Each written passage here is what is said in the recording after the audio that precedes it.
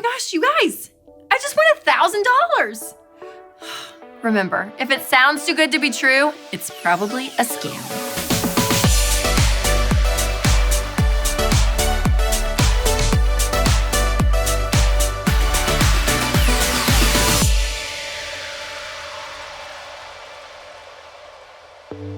So scams are everywhere, you guys. An estimated 1 in every 10 American adults have lost money in a phone scam just in the last 12 months, according to MarketWatch.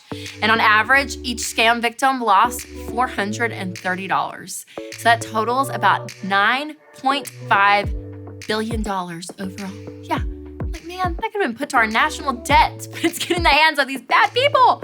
And so here are some ways you know if you are getting scammed. If it's a free trip to Europe for 2 weeks, yeah, probably a scam. If the offer seems too good to be true, it is.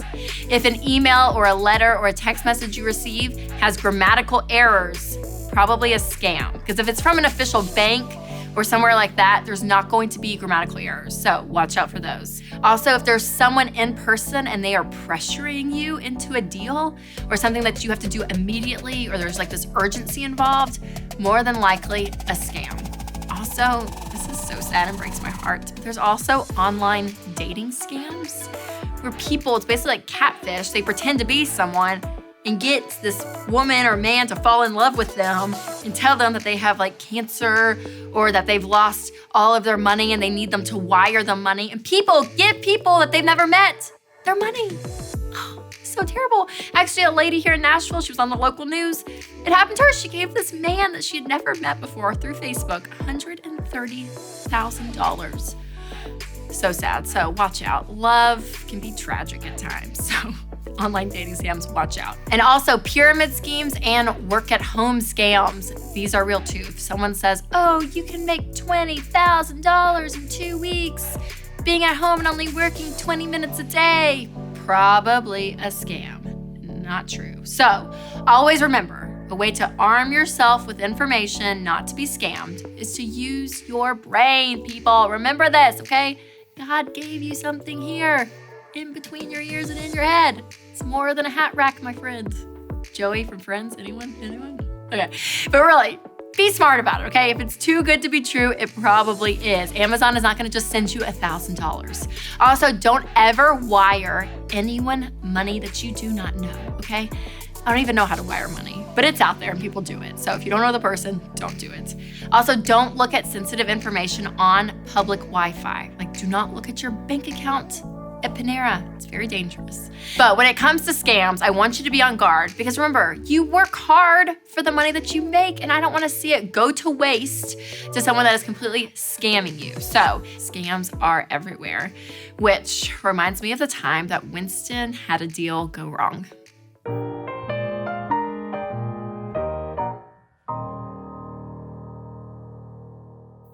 So Craigslist is kind of like a world I'm not super familiar with, but Winston loves Craigslist. He's like, has the app on his phone so he can like take pictures of something, post something, get rid of things quickly. Like it's like a part of his like DNA. And so he always is up to sell something. So he got a new laptop. This was like 4 years ago. And he had his old laptop. He's like, well, I'm gonna just sell it on Craigslist. So Craigslist offer came up that this lady wanted to buy it. He was like, oh, great. Turns out he came home and he said, you will never believe what just happened to me. And I was like, what? What happened?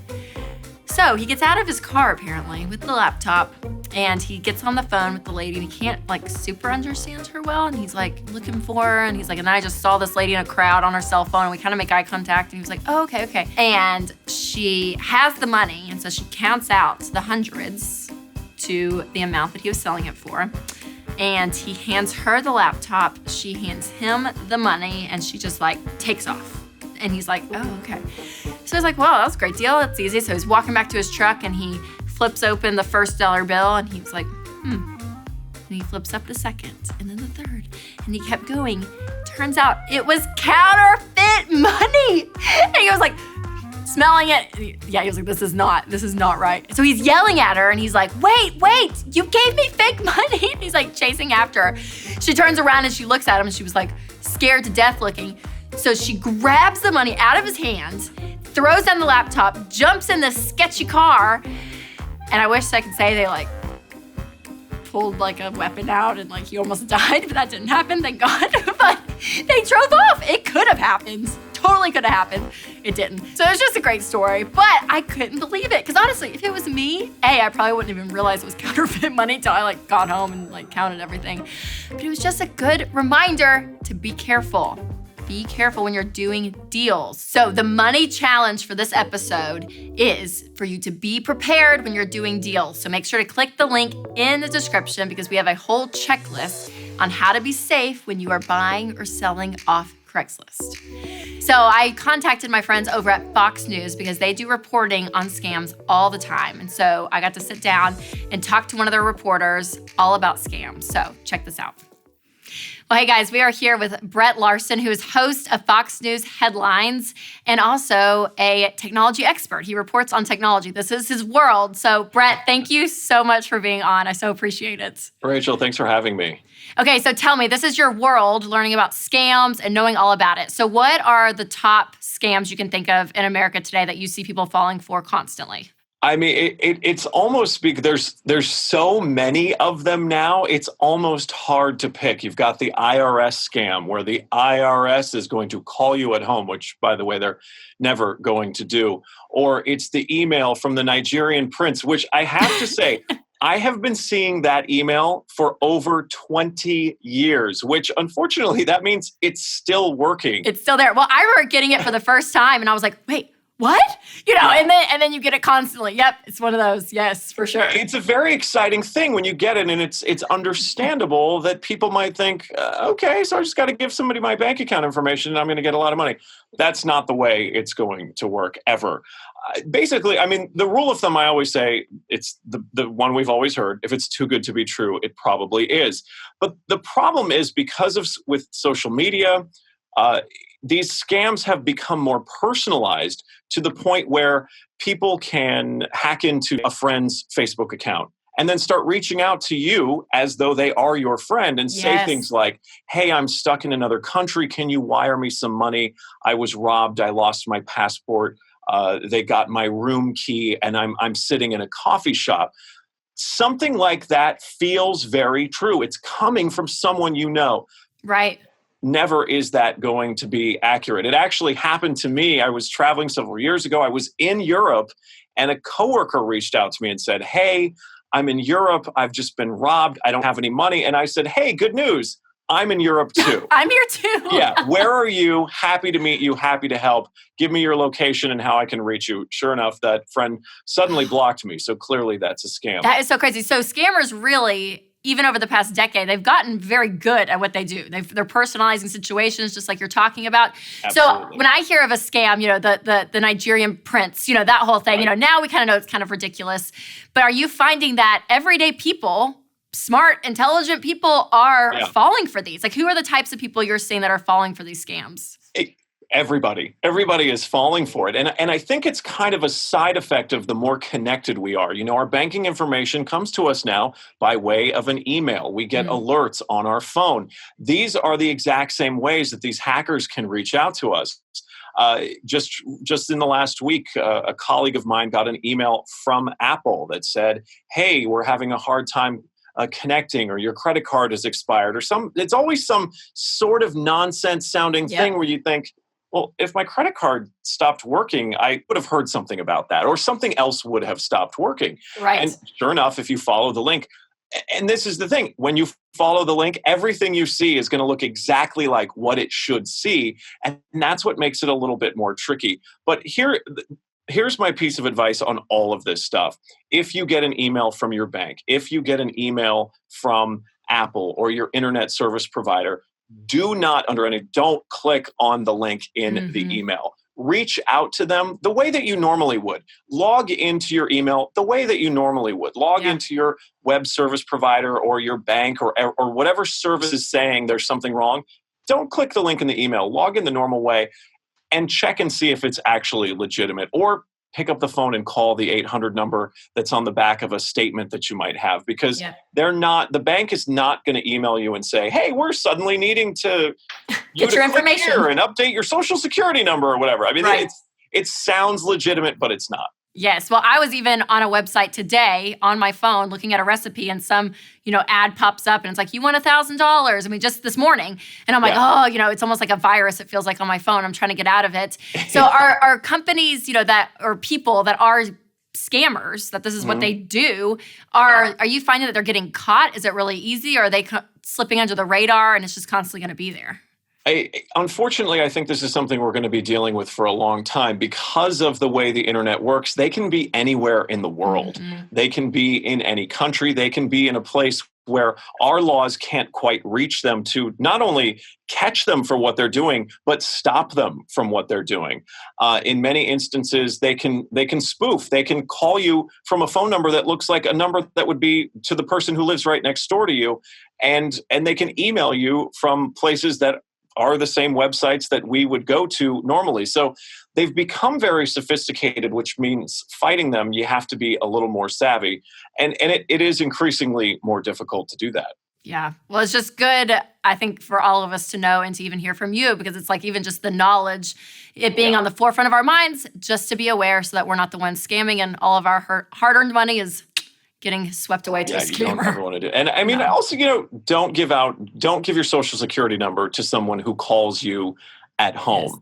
Yes. Again, the IRS is not going to call you. The FBI is not going to call you at home. If any government agency needs to get in touch with you, they're probably going to send you a certified letter in the mail.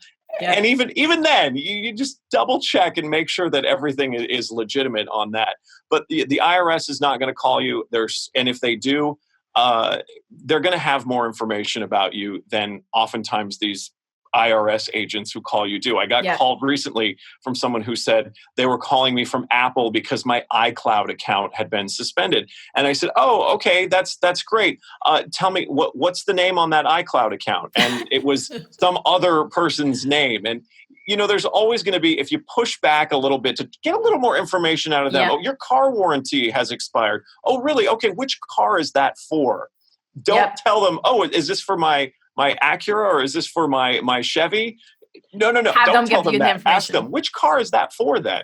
It's good. Normally, when you start asking questions, they're going to back down really fast. That's so good. Yeah. Well, I would not want to be a scammer and call you because you know exactly what to say. I know, because I think it's actually a lot of fun because I want to see how long I can keep them on the phone. It's like a game. Before they crack. So great. Well, thank you so much, Brett. So appreciate all this information and for being on. This is great. Great stuff to know. So thank you.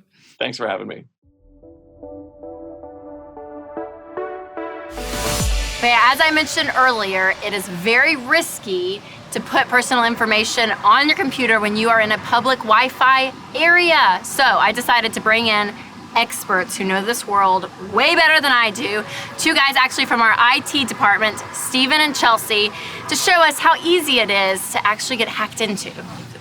So I said that very confidently, that it's really easy to be hacked into. Is it easy if you're on public Wi-Fi? Yeah, it can be pretty easy. It can? Actually, yeah. Okay, so let's pretend we're at Starbucks or we're at Panera and we're using the public Wi-Fi. Mm-hmm. Give me like the basic dumbed down version that I can understand of like, how does someone hack in and see what I'm seeing? Well, it's a lot like talking on a phone in a big room, public room, right? You can hear, people in the room can hear. Yes. Same thing on public Wi-Fi. People on that Wi-Fi can kind of hear what's going on your side. So it's a lot like that. Okay, so Steven, when I like, if I'm a hacker and I have my computer, like what's like the couple of things people do to like actually get into someone else's computer?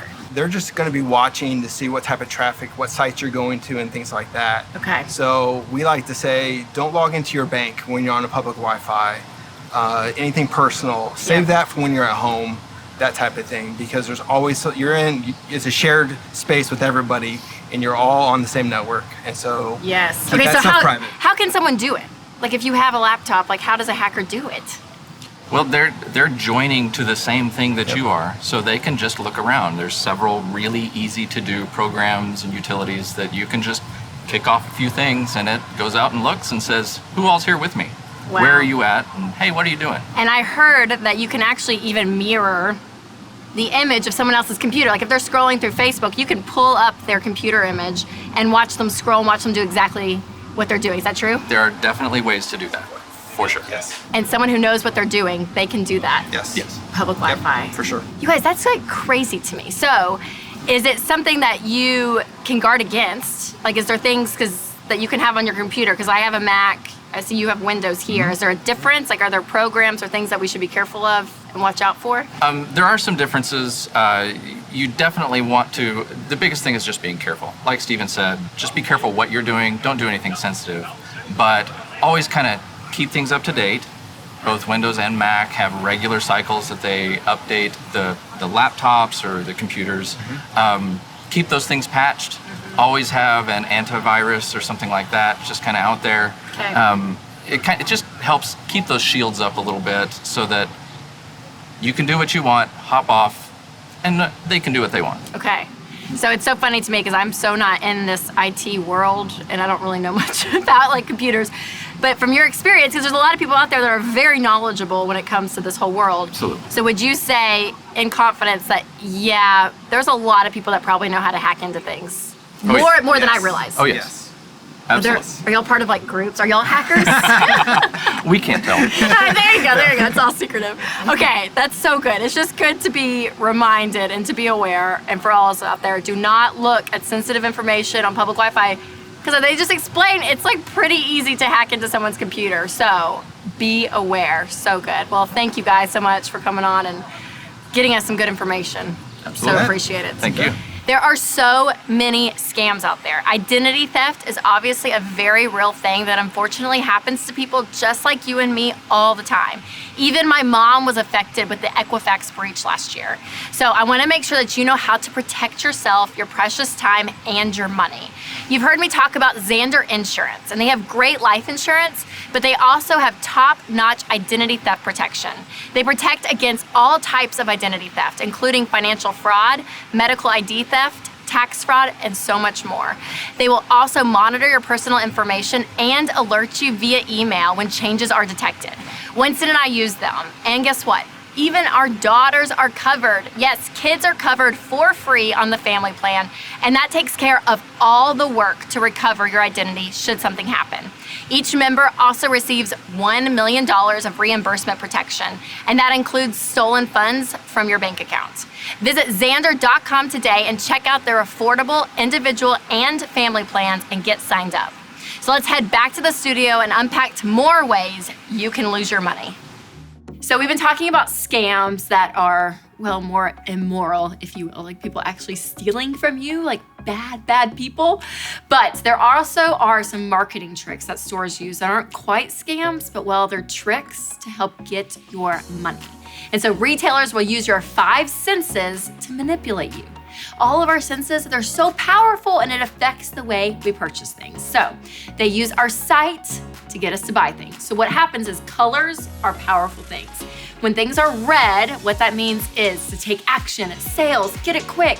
And it has this sense of urgency in people that we don't even realize. And then blue always comes across as more reasonable prices, like, oh, I can afford this. This is good, I can buy this. When maybe you can't, but well, manipulation. And then black is always like, oh, very luxurious and higher prices. So you may take your time a little bit with this, but it's just this ultimate luxury that gets you to want something. Yeah, so they, in their signage, will use colors to manipulate you. And they also use sight as you're navigating through stores. So they'll actually use intentional roadblocks to have you go around something to see something else. And they also can make an illusion of bulk bargains. So like Halloween, I always think about this when you go into Target or your grocery store and there's like all this candy and it just feels like, oh, it's all this quantity of things. I can just buy something and it's not a big deal. Yes, the illusion. And also, studies have shown that people are more likely to buy something that is in the center of the display.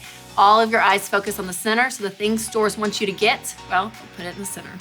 And we all know the old grocery store trick, yes, where they put milk and eggs in the back of the store, so you have to walk through the aisles and see things, and you buy things on impulse that you normally didn't want to buy, aka Doritos. What? Doritos? All the time, always.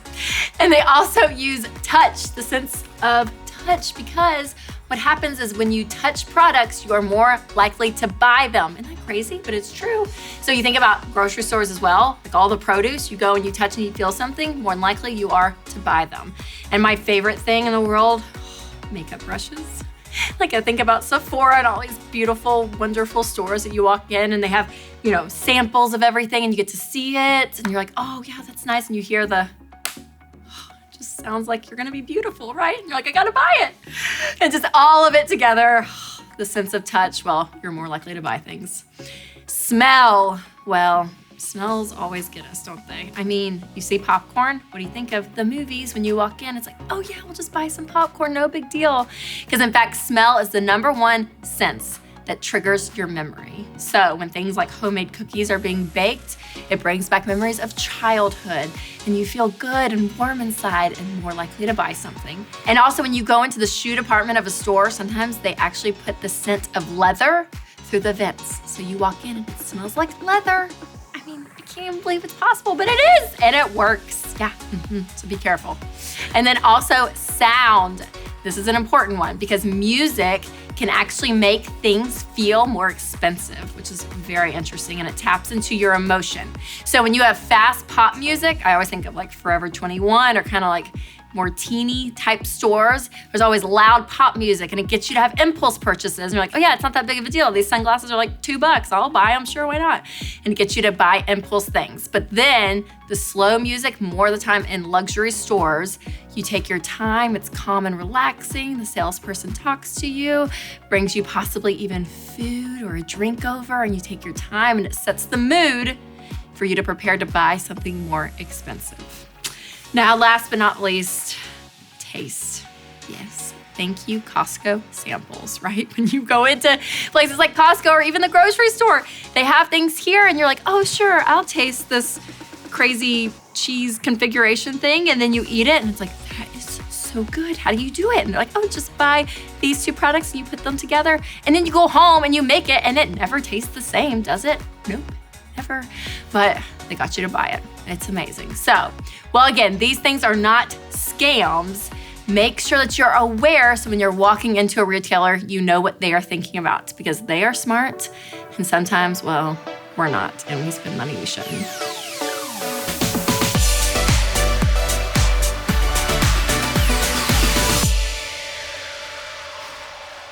So while there's immoral scammers out there, there's retailers who are manipulating you into buying things that we're even unaware of.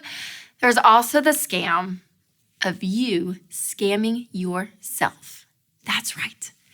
The way you can scam yourself is when you say, oh, it's just $20. It's not that big of a deal. I mean, if we're out of the budget, $20, who cares? Or, we really deserve this vacation. Just charge it on the credit card. It's not that big of a deal. We'll be fine.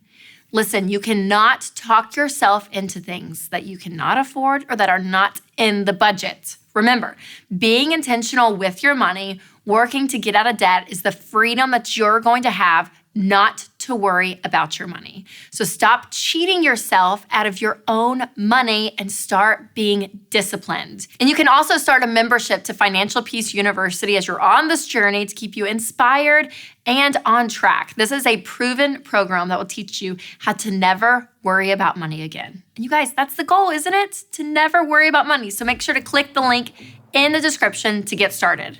But something that was not a scam was the $50 date night challenge that happened last episode. So if you've not watched last episode, make sure to go back, see the 2 dates that went on so that you can understand this because it was a big challenge. And well, the winner is Team Chad. Oh, Diana, it was a great try. You tried really hard, Diana, but just didn't beat Chad. According to the votes, Chad is the winner. Congrats. And there are people that are not worried about their money, and they're using the hashtag She Works Hard Saving Money. That's right. My favorite part of the show is here to celebrate you guys and what you have saved up for. Kathy said, went to Jamaica last week, cash flowed, and our first trip since being credit card debt-free. Kathy, love it. We also cash flowed replacement items when the airline lost our luggage. So sorry, Kathy. Worst thing ever. Daniel said, Daniel, that's right. He works hard saving money too. Fellas, come on. Take the hashtag too. Daniel, I see you. Daniel said, it's the end of the month, so it's my wife's favorite time time to color in the savings goals we have accomplished. We budgeted and we have stuck to it, and we have achieved our goals for June, living like no one else so later we can live like no one else. Tina said, paid off our condo early a couple of months ago. I sort of forgot about it. Tina, don't forget about paying for your condo. And then this little beauty came in the mail today. Oh, what a great feeling. Now we are looking forward to getting one of these for our house, which is realistic thanks to Financial Peace University. Oh, love it, Tina. Great job. Kelly said, went to Florence and got a great inexpensive plane tickets through deal websites, the flight deal, and explored the city using local books from the library and itineraries from websites so that we had each day planned. I love it. You guys, remember, I want to know what you're saving up for or what you have saved up for, and we can put it on the show. So make sure to use the hashtag #SheWorksHard, because we love to see these pictures of you guys. Facebook, Twitter, Instagram. Do it. Can't wait to check them out. And remember, with email, phone, and social media, we have to be careful with what information we put out there. In our digital world today, it is so easy to be taken advantage of. So remember, use your brain, people. I want to say thank you so much to Fox News and Brett Larson, and also to Chelsea and Steven for coming on the show today. And make sure to like and subscribe so you don't miss the next episode. So thank you guys so much for watching. And remember to take control of your money and create a life you love.